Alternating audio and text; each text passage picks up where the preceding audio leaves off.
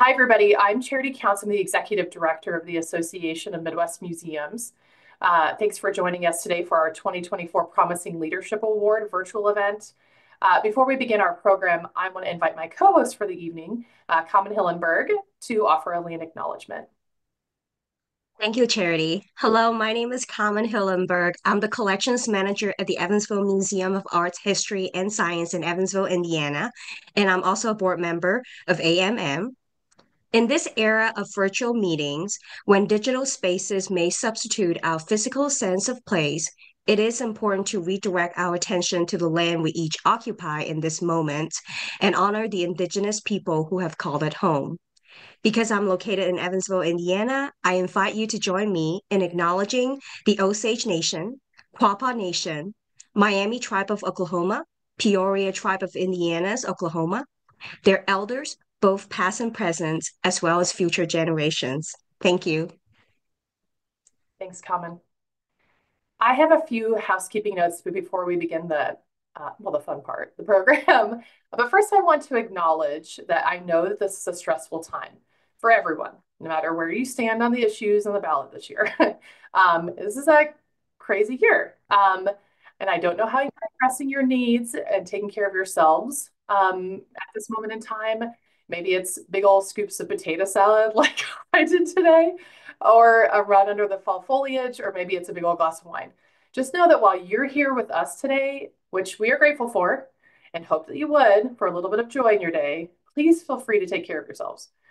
Eat that potato salad during this event, have a glass of wine, or get up and move as you need. But know that this is a joyful party for Bethany, and we're glad you're here, and we hope that it brings you a little bit of happiness at the end of this workday. And on that note, we want you to participate today as you are comfortable. You can have your video on or off, whatever you prefer. Please keep your audio muted though, until we prompt you to unmute. We will have moments for us to, unmute and applaud and cheer for Bethany.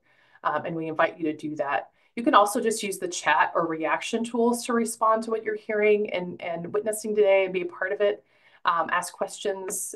We want you to be involved in this however you want to. When we do ask you to unmute to cheer, if you don't want to use your voice, you don't have to. You can always just show your video and wave and clap.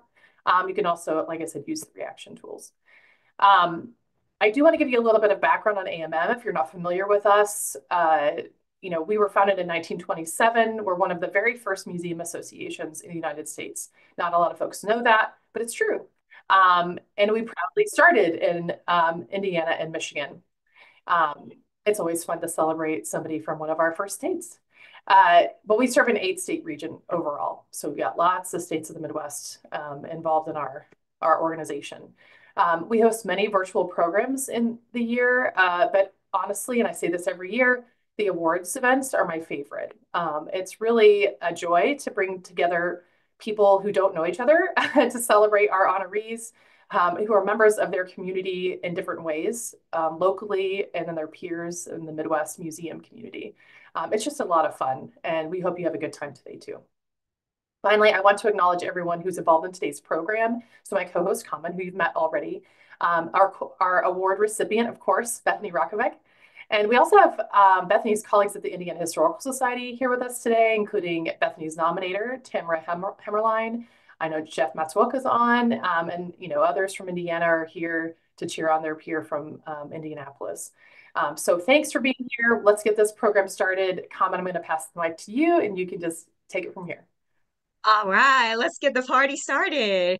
The Promising Leadership Award recognizes the commitment and service of staff, interns, board members, and volunteers in their early stages of their museum careers who've demonstrated leadership prowess through the implementation of projects or through service to teams and departments. In just under 10 years, Bethany Hrachovec's career journey has taken her from Family Programs Intern at the Children's Museum of Indianapolis to Director of Education and Engagement at the Indiana Historical Society. With a wide variety of operations and education experiences at art, history, and children's museum under her belt, it is no surprise that Bethany has had a transformative impact on the staff and programs of the Indiana Historical Society.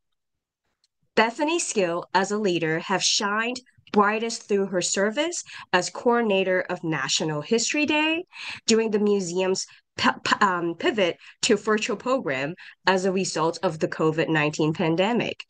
The launch of a new mobile kitchen program, and her advocacy for a permanent young learner, family friendly area in the museum history lab experience. Bethany is also a leader beyond the museum, serving on the board of the Association of Indiana Museums and as a champion for the next generation of emerging museum professionals. During today's event, we will have the opportunity to learn more about Bethany's project and accomplishments, but also gather her advice for working with and supporting the next generation of museum professionals. But before we do that, I would like to ask Bethany's nominator to say a few words about why she wanted to recognize Bethany in this way. Tamara, the floor is yours. Thanks, Common, and congratulations, Bethany. Um, so I have had the opportunity to work with Bethany sort of through all of her iterations at the Indiana Historical Society. And I she just does a great job with working through all of the the stressors and things of COVID and um that thing that we all had to do, which was learn very quickly how to move from sort of that on-site in-person environment into the virtual world. And one of the ways that I worked very closely with Bethany was on developing a learning studio that allowed us at the Indiana Historical Society to really broaden what we're doing online with recorded programs, oh goodness, live programs. There it is, live programs, podcasting, and things like that.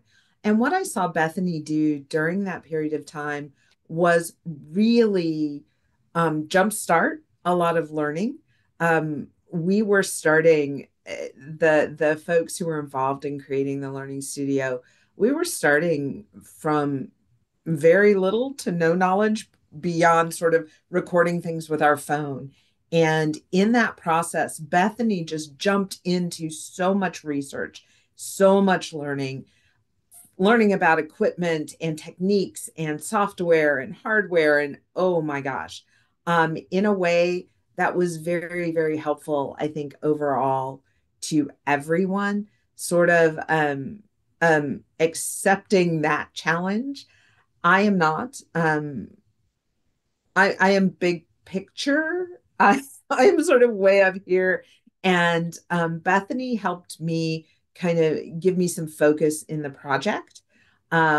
She helped me not get lost in the really tall weeds of the project. And then as we have moved forward, she has taken on a role with coordinating the Indiana Historical Society, AV production and content, convening us for meetings and things like that. And I think that whole experience with the Learning Studio and Bethany kind of exemplifies what she does very well is get that challenge, um, acknowledge the challenge, and then just move forward and being very gracious and helpful and in a lot of ways as the folks she is working with and collaborating with kind of have are facing the same challenge.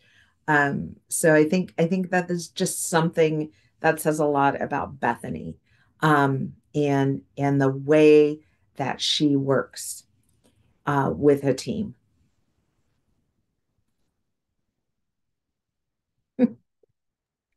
Gonna make me cry, Tamara.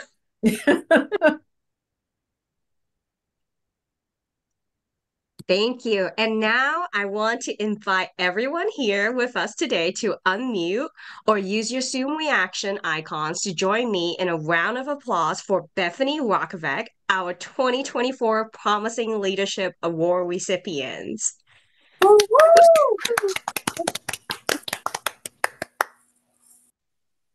guys.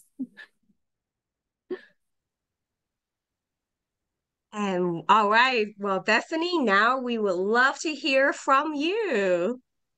I just have a couple of thank yous that I want to say. First, thank you so much, Tamara. I count myself incredibly lucky to have you as a colleague, a mentor, and a friend. So thank you for being the friend just right down the hall from me. I appreciate it. I want to keep my remarks and thank yous very brief because I know we've got so much to dive into today. But I want to say thank you to my husband, who's creeping just outside my office door right now, to my friends and family who are joining us from all over, and to my colleagues near and far who've taken time out of their day to join us. So thank you. And thank you to the museum community as a whole who have given me support throughout my career. And, I just really appreciate the support and the opportunities that I've received from so many organizations, including Charity. Thank you to you and to AMM. Thank you for giving me the chance to grow personally and professionally over the past 10 years. Thank you all. Thank you, Bethany. Congratulations again. All right. Well, now I guess we will jump into kind of like a talk show style interview, and just so that we get to know a little bit about your accomplishments, and of course you can share little tidbits with us on how we can do our job better too. All right. So first, I would like to talk about projects that you have worked on, and I want to dig into these some of these projects that we mentioned during the awards presentation earlier. And so let's start with my favorite thing, which is probably everyone's favorite, food.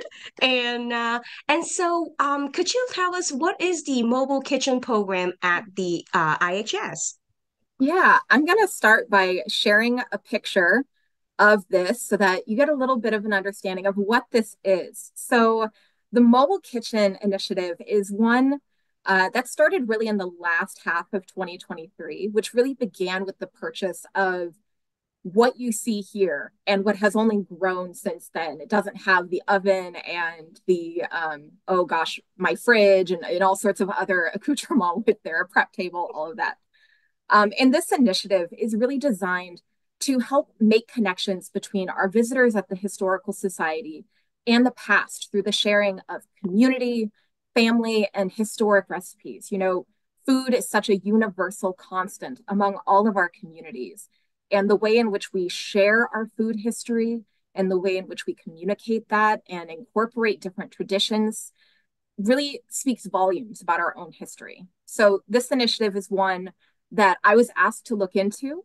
I was given the equipment and kind of said, how can we do programming with this? What can we do? Sky's the limit, figure it out. What can we do? And so throughout 2024, I've been incredibly fortunate to experiment. We have tried all sorts of different types of demonstrations. And what you see here in this picture is me. Shout out to my mom who made my super cute apron. If you want another creation, shout out to Dolores Crocker. I'd be happy to give you her information. This is a picture of when I tested some recipes out for only staff, and we were just testing out recipes to see how the equipment worked and where we needed to improve. How were we actually going to talk about a recipe, make a recipe, and make it not burn on the stove at the same time? And what really emerged through this initiative is two things. The first one is, as the slideshow eventually changes, is a way for communities to share their own history, their own food traditions, and their culture through foodways. And so what we see here are 3 photos from our Asian and Latino celebrations that occurred throughout 2024, where we brought in community partners who shared recipes from their communities. They introduced audiences to new foods. They taught people how to shop at world markets for people who may not have ever stepped foot in one. And they just shared their humanity and shared the constants of their family and their culture through making recipes for our audience. And the second part has been the opportunity to dive into family history. Family history looks like more than just a genealogy tree, right? Family history encompasses so much. And so in this photo, I am not the forefront. I am the background, and that is purposeful. This initiative has really given me the opportunity to dive into food through family history. So my family's all from Missouri, and food was such a pivotal part of our family gatherings. My grandma was the chef, but grandpa was no slouch in the kitchen either. There is not a single family gathering where you leave hungry. We have mountains of food, more than could ever be eaten. And this initiative has let me share some of those family recipes with our audiences, talk about our German heritage and how that influenced our farming heritage, where we lived in Missouri and how different family members moved around the country influenced different recipes we have. And that has allowed me to share that not only with our guests, but with our staff as well. So in this picture, we have my grandparents front and center. My grandma and my mom and my dad all helped me learn how to cook. I have my grandma's cinnamon roll recipe, and then our Kroll family cookbook that I am actually using that recipe out of, and teaching Jess, our specialist of education and engagement, how to knead dough my grandma's way. So while my grandparents are no longer with us, this has been such an amazing way to just continue to share their legacy, some of those family stories with our audiences, and connect with our audiences in new ways. Yeah, oh my goodness, I love that. Yes, it is so important. Food really do have a way to carrying on traditions from the past, right, from your family, your heritage, and then also breaking barriers in the process because everyone eats at the end of the day, right? So, that's one thing that, people have in common. And Bethany, could you also share with us what was your favorite, I guess, vintage recipe from all the work you've been working on? I would be happy to. My favorite recipe is called the lemon luscious pie from the L.S. Ayres Tea Room recipe book that was published by the Indiana State Museum, using recollections of those who worked at L.S. Ayres, those who celebrated their holidays at L.S. Ayres, images from the Indiana Historical Society collections, all in this recipe book. I've got the information there that you can not only see the recipe, but you can also find the book itself. And I'm a sucker for a lemon dessert. Common, I know you know this about me. The right amount of lemon, the right amount of lemon in a dessert is all of the lemon. There is no such thing as too much lemon. And while I love lemon bars, they can be so time consuming and so resource intensive to make. So I was so happy that I stumbled upon this historic recipe. And it was the first recipe I did for my first public historic demonstration. And I just fell in love with it because it is so easy. It is quite literally take all of the ingredients, throw it in a pot, and just keep stirring until it fluffs up, and throw it in a pie shell. And that is it. So it's a great one. You can adapt it really easy. And also it's one of the easiest ones to do when you're talking to visitors. Because what I discovered through this is no matter how good your presentation skills are and how good your speaking with the audience skills are, it kind of gets thrown out the window when you also have to make something that is hopefully edible by the end of a demonstration. And so this is my favorite because you can't go wrong with it. You really can't. You just throw it all in a pot and you just can still talk to people and know it's not going to mess up at the same time. Yes, that sounds great. I can easily make that. Yeah. I love it. All right, great. Well, thank you so much. And next, we're going to talk about National History Day, a very, very impressive program. So, do you mind letting us know here, what is this program all about? Of course. National History Day in Indiana is one of the affiliate programs of the national organization, National History Day. So for those who aren't indoctrinated into the program yet, it is an opportunity for students in grades 6 through 12 to research any history topic of their choosing. And when I say any history topic, I mean any. We have had students research the history of the miniskirt. We've had histories of Barbie. We've had histories of wars and conflicts and politicians and civil rights leaders. Sky is really the limit. But the students do all of their own primary and secondary source research. They develop a thesis statement, and then they create a project that best suits their learning and creativity styles. So they can do a performance, they can make an exhibit, they can write a paper, they can build a website, they can create a documentary. Students can stop there with they've created a project, or they can go on to contests. And I wanted to include this photo because it's an idea of the scale. This is from our state awards ceremony in April of 2019, where we had over 1,000 students, parents, teachers, family members, community members, eagerly awaiting to hear if they were going to win special cash prize money or if they advanced to the national contest in Washington, D.C.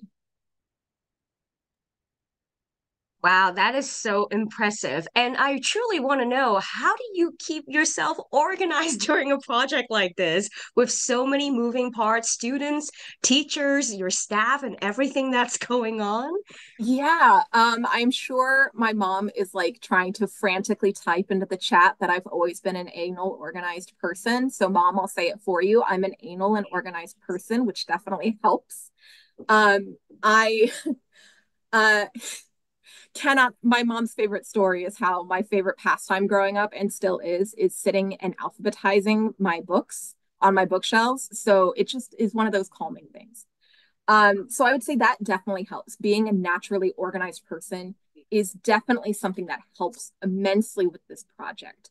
The other part that I think is really helpful is developing templates. So National History Day in Indiana follows a regular season. You know, the contests happen in February through June. We're developing curriculum materials through the summer. We're visiting classes. As you can see here, I'm visiting students in their classroom really from August through January. The cycle just continues year after year with the theme that the students look at, the topics they look at. That's really the big variation. And so I keep myself organized by creating a lot of those templates so that whoever came after me, because I knew this wasn't going to be my final job that I was going to have forever. There were going to be people after me. I wanted them to have an easier time with this huge, gigantic statewide project. So I created a lot of templates. And the other thing that keeps me organized, I would say, is trusting my team.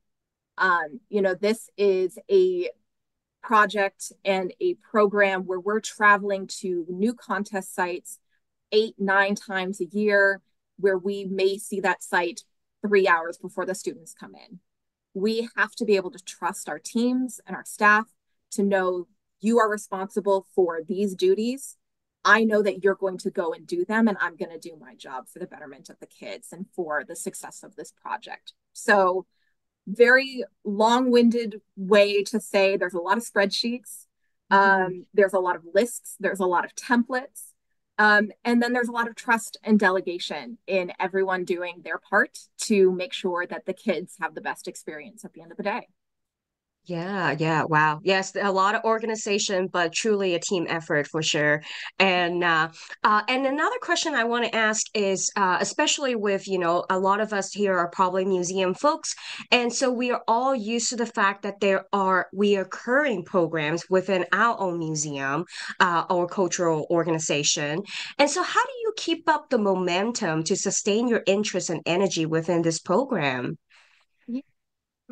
I'm so glad you asked that, because it is definitely something that, especially in the height of COVID and when we had to pivot to our virtual contests, we really had to think about what was it that sustained this program. If people weren't able to physically go and see the kids, as I've got here some pictures of some amazing students doing great research projects, what is it that keeps this thing going? And there's a couple of things I would say. First, it is the opportunity to see how kids are understanding the world around them, how they are making sense of the world around them. They're understanding conflict, they're understanding the compromises, they're internalizing all of these things they see in the news, and they're doing the research into why are we at where we're at? And they're coming to their own conclusions. And so you're getting to watch children make these conclusions and shape their own thoughts and opinions right there. The other thing I would say is I'm a competitive person.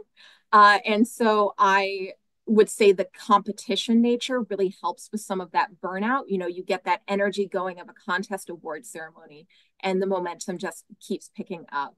But honestly, I would say it really boils down to the kids. And I wanted to show some of our students and their happy, smiley faces at different parts in the competition. You know, on the left, we've got a little sister just hugging and congratulating her sister for making it to the final round of a competition. She didn't even win anything yet, but her sister was so overjoyed and so excited. We have students reacting to making it to the final round in a couple of different photos. The three girls at the bottom with the girl in the bucket hat, they weren't able to stay for the national award ceremony, but we had the opportunity to tell them that not only did they rank top 20 in the entire nation with their documentary, they won a special prize as well for their research into women's history. And these are three girls who did not want to do history at the start of this project, and they discovered their passions through it. This little smiley boy with the plaque that says, I placed in NHD finals, he just won first place in the entire nation this past June for his performance, where he did a performance on his family's history. He looked at his great-grandfather's story of fighting in World War II as part of the 10th Mountain Division, used his family photo albums, his family's recollections of those times and what it meant for his great-grandfather to serve, had his great-grandfather's jacket that he wore during the performance, and managed to connect and touch so many people. He performed at the National Museum of American History at their first performance showcase, and he's doing this all at 6th grade. And I don't know about you, but if that doesn't give you chills, if that doesn't give you hope for the future, if that's not a burnout combatant right there, I don't know what possibly could be, because it really is these kids that help shape and help invigorate it every single year. And I'll plug it. If you want to judge in Indiana, our judging sign up is available. And if you are not in Indiana, I encourage you to look for your own affiliate and your own contests through this spring, because it is such a valuable experience and I highly recommend it. Wow. Oh my goodness. I love each and every of those stories. And yeah, it's just amazing, to see the students, find the love of history and then hopefully pursue that right in their career in the future. All right. Well, thank you so much, Bethany. And I think next we will talk about your new early childhood area that was added to the history lab at the museum. Yeah, so I want to give a little bit of an overview to what this is. So this is just one of our families playing in the history lab with one of our early childhood interactives. So this is a project that really started in around the summer of 2023. We have a space in the museum that is very well loved, and it is state of the art. You can see into our conservation lab, you can see conservators at work, but it is a space that also hasn't necessarily been touched for a while. It hasn't been updated in a while, and it was a space that was hit hard due to COVID. It was a staffed area where you could learn how to mend paper and the act of being a conservator, but because it relied on being very close to someone, you have to be like sitting directly next to them, looking over a piece of paper at the same time. It was an interactive and a facilitated experience that just wasn't able to be kept going and hasn't started back up. So this was a space that was prime to react to our audience. We were seeing a lot of families come in, families with children ranging from toddlers all the way up to older adults or older high schoolers, I apologize. And what we were hearing and seeing from our visitors is that there wasn't a space where their children felt safe and comfortable and could interact with our space. And so families would be leaving earlier than what they might want to, or they didn't necessarily feel like there was something to come back for at that time. So the stage was set, and Jeff let me run wild, contained wild a little bit, and let me just work with Beth Brandon, my manager of multi-generational programming, to put in a few activities in the space and just test things out. So we put in 5 unstaffed activities, puzzles, train station, a reading nook, just little things like that. We wrote exhibit text and recorded audio labels, and we connected each of those activities to the foundations of the exhibit, which was scientific inquiry. So scientific inquiry is a basis for conservation. Well, the basis of scientific inquiry is the same as historic inquiry. You're doing research, you're testing your thesis or your hypothesis, and you're coming to a conclusion. So we conducted observational evaluation, we did a general behavior study, and we added comment cards, and that process lasted through June of 2024, which kind of led into the phase that we are straddling right now. I did a data analysis of all of the evaluation, and created a report with some suggested paths forward of how we could maybe capitalize on some of this momentum. And that included some programming for us to continue to test. What if we invite families into the space for additional programming? So you can see here, Beth and Casey, 2 of our staff members, are engaging with our littlest members and learning literacy. They're doing color recognition. They're doing identification, texture recognition. They're understanding change over time at train tables, because they're understanding we don't travel by trains as much anymore. Why is that? Things have changed over time, right? They're recognizing how their own environments have changed. So all of those great skills, which is leading us into this kind of straddled phase that we're in right now, where we're going to begin some of these interdepartmental meetings to look at how we can expand and implement some of those additional suggestions. We're going to look at how do we train our facilitators to maybe be reincorporated into the space. We've got some regular preschool programming that's going to go on throughout 2025. We're going to look at how we can improve our current offerings and maybe gear up for our next evaluation phase in, the winter of 2025. So really start to move that into the next part. Wow. Yeah, that is truly amazing. I personally love that space. And every time I see it it's just, and last time when I went, I definitely saw the little changes that came with it. So yeah, you guys did a great job on that. Well, thank you so much. And I definitely, maybe we should take a look and see if there's any questions at the moment in the Q&A. Is there anything so far? Only whether Bethany's for hire to go help other people with their projects. That's right. Yes, borrow Bethany for a day program. We're gonna patent that, so you wait for it. We will patent that, and it will come in a little bottle. All right, great. Well, then we will keep going then. Excellent. So I definitely want to touch on the fact that you have done a lot, already in just, 10 years. And so I just want to get at, like, in the museum profession, individuals often rise up through the ranks, right? From frontline positions or even technical roles. Could you give us a quick overview of your career path and what led you to each of the new roles that you took on? Yeah, when I thought about how to answer this question, I was like, oh, this will be easy. And no, it's long. So I'm gonna keep it very truncated. So I'll say that growing up, I always wanted to be a teacher or an archaeologist or a writer. And I've kind of stumbled my way into aspects of each of them unintentionally. So wanted to include a little blast from the past. This is from 2010, where I was at my first archaeological dig. Thank you, Mom and Dad, for sending me to my archaeological dig in Crow Canyon, Colorado. And so we were just analyzing pottery sherds the entire time.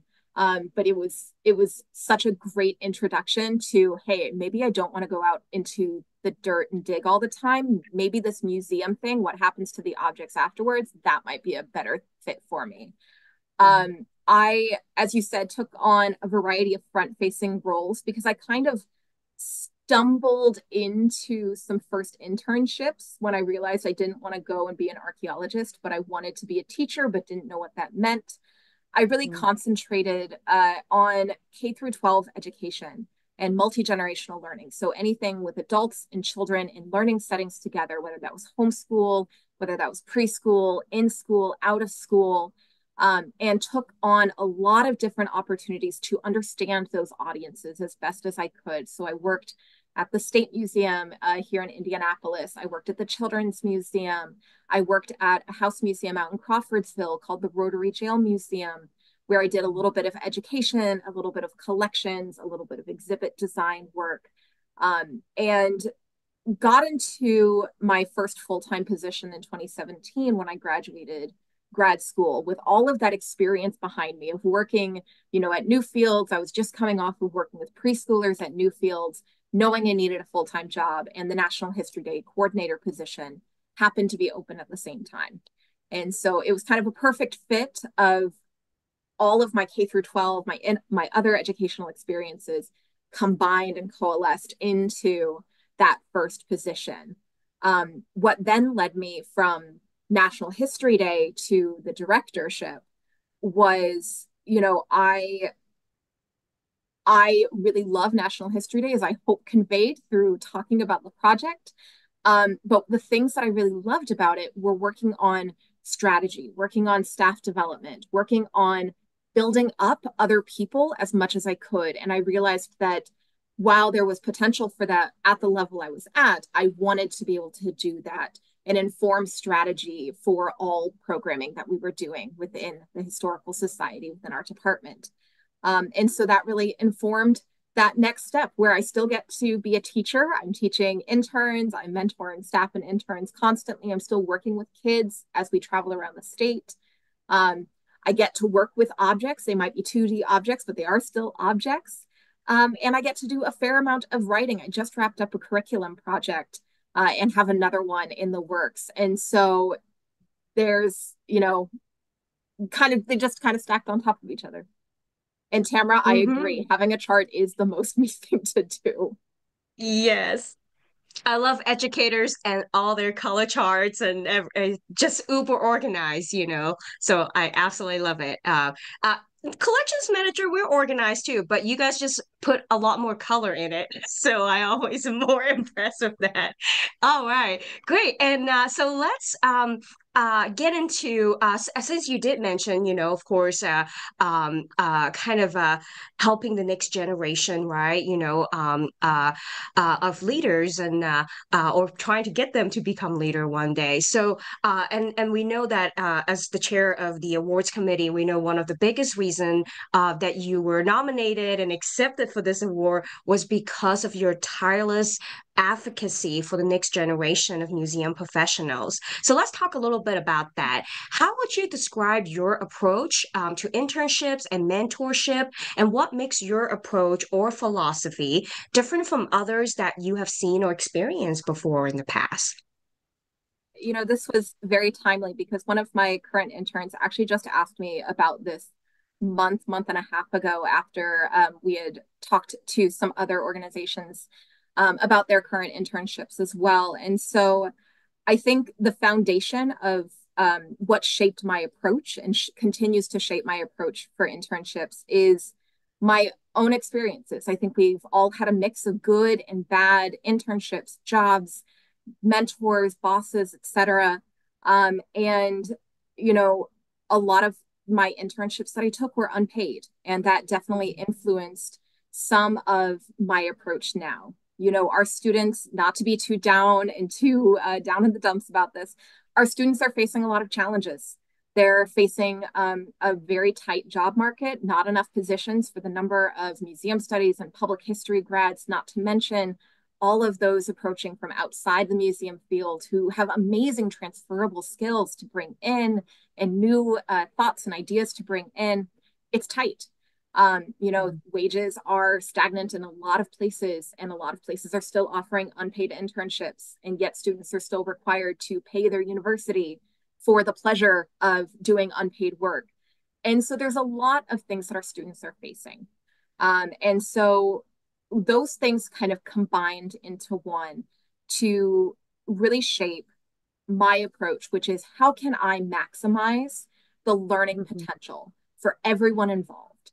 One of the things that I don't know if Jeff will remember this, but when he hired me as director, one of the conversations we had was how there's not a lot of opportunity for growth in management skills in this field.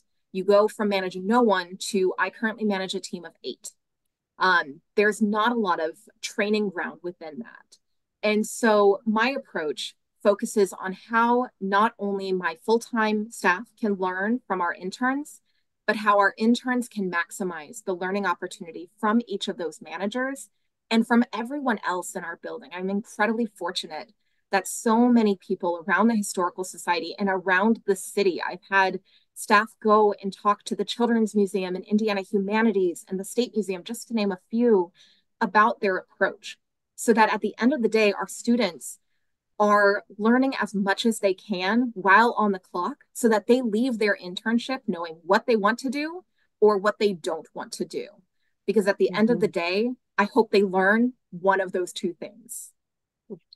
So true, so true. Yes, yes. And yeah, I always believe in that too. Internship is really teaches you what you like, and it's okay if it teaches you what you don't like, which is actually sometimes good.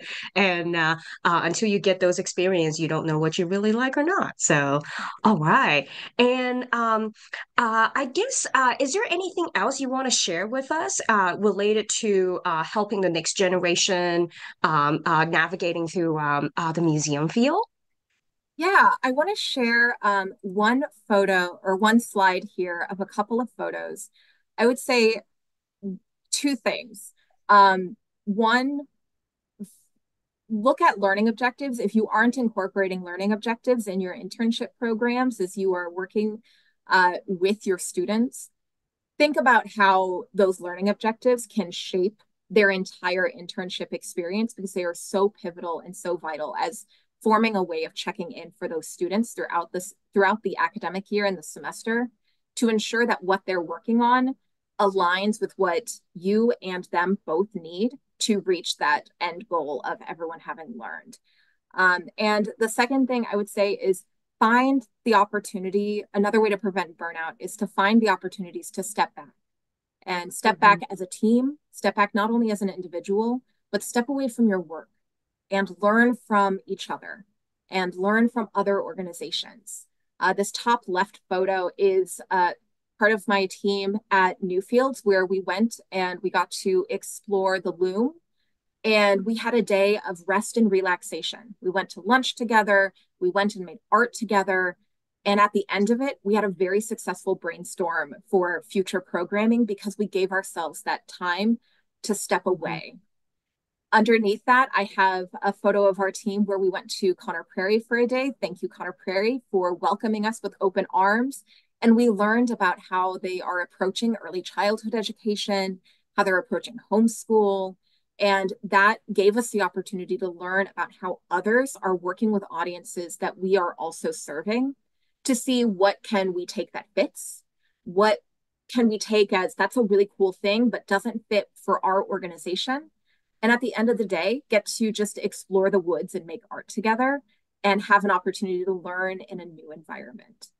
And then last, support each other. Find those opportunities. Here we have on the far right, myself with my manager of education, Lexi Gribble, and Claire Anderson, who was an intern on my team and is now our coordinator of volunteer services. Claire really took advantage of those opportunities to learn, and she figured out how to, that she didn't want to do programs, but she really loved working with our volunteers, and she learned through her internship how to pivot into that. Lexi was a National History Day judge for many years after an internship in undergrad, and she discovered that she wanted to get out of the classroom and try some things new, and I love creating those opportunities to support. So find those ways to support each other, find those ways to rest and relax with each other, because it only leads to great things in the end. Oh, that's wonderful. I want to be on Team Bethany. You are Oh, from afar. I guess yes, I am from afar, and wow, thank you so much, Bethany. And goodness, the time just flew by, and I guess I would like to ask if Bethany, do you have any final comments for us before we close? No, just thank you all so much for coming out. I do have, and I'm sure Charity will share it as well. If anyone does want to connect, if you want to learn more, if you want to chat about any initiatives, connect with me on LinkedIn. My LinkedIn is available. You can email me at bethany.hrachovec. No one will remember that last name or how to spell it at gmail.com. I'm happy to chat with anyone about any of it. I have been a regular speaker at both AMM and ASLH, and so happy to continue the conversation. Great, great, great. All right. Oh, and one final one. I just saw Lauren's message in the chat. Thank you, Lauren. I appreciate you. Thanks for your great moderation of the conversation there, Colin. And Bethany, thanks for sharing, your experience with us and all of your philosophies. I did because your mother is on. I want to make sure that we offer an opportunity if she wants to unmute and comment. I feel like often what we see in these events is that we spend a lot of time unpacking what the person has been doing because that's what they're getting recognized for. But sometimes family members are surprised at what they learn. So I didn't know, Dolores, if you're interested, we invite you to offer your comment right now. Sure, I'll unmute. I'm not going to to put the video on, but I will talk. Bethany has always been such a joy and just super focused and super organized. She absolutely is, And I've told her any number of times she's the person I want to be when I grow up. you know and so not only is she fantastic at what she does, she is a fantastic daughter, and we love her very much and just so proud of her. Love you, Mom. Love you, Dad. I know you're Love you. probably listening as well. Thanks, Okay. Mom. Oh, so sweet. Well, Bethany, it goes without saying that we are very proud of you and to have you in our community of museum professionals.